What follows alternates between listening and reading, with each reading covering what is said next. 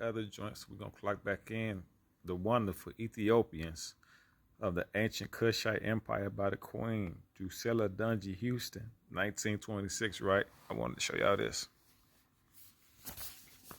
Right here. Right. It says, the average historical book ignores this testimony and disputes in its theories the records and monuments of Egypt and Chaldea. They group the races in utter contradiction to the records of the Greeks and Hebrews. In the light of reason, who will know about the ethnic relations of the ancients, the scholars and historians of Egypt, Chaldea, and Greece, who are more and more corroborated by the findings of science or theories of man today, of the man of today. The modern writer whose research has been superficial does not know that before the days of the Grecian and Roman ascendency, the entire circle of the Mediterranean and her islands were dotted with the magic cities and the worldwide trade of the Ethiopians. The gods and goddesses of the Greeks and Romans were but the borrowed kings and queens of this Cushite empire of Ethiopians. So marvelous have been their achievements in primitive ages that in later days they were worshipped as immortals by the people of India, Egypt, Old Ethiopia, Asia Minor, and the Mediterranean world.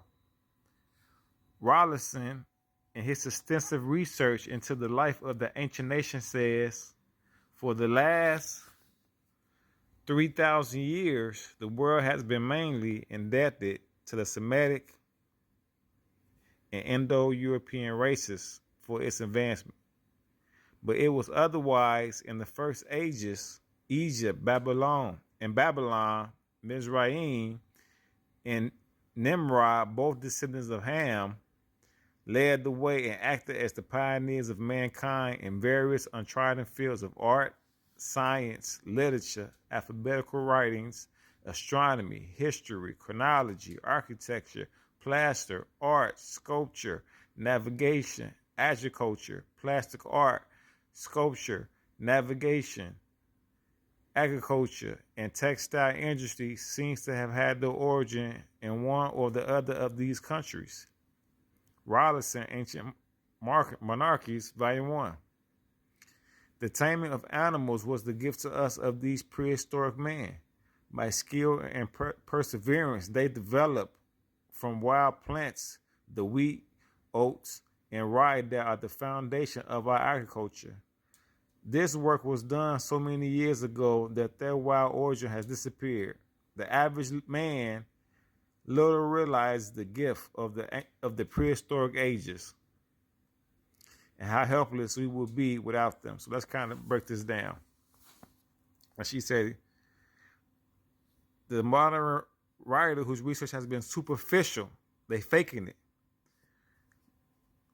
does not know that before the days of the Grecian and Roman ascendancy, the entire Mediterranean and her islands was dotted with the magic cities and worldwide trade of Ethiopians, black folks, right?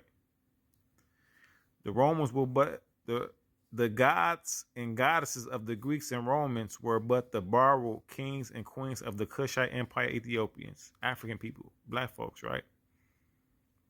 So marvelous have been their achievements in primitive ages that in later days they were worshipped as immortals by the people of India, Egypt, Old Ethiopia, Asia Minor, and the Mediterranean world. Then she goes on to talk about this guy Rawlinson, who in his research says, for the last 3,000 years, the world has been mainly indebted to Semitic. Now, Semitic really are black people, low key. If you know, it's an Afro-Asiatic language, right?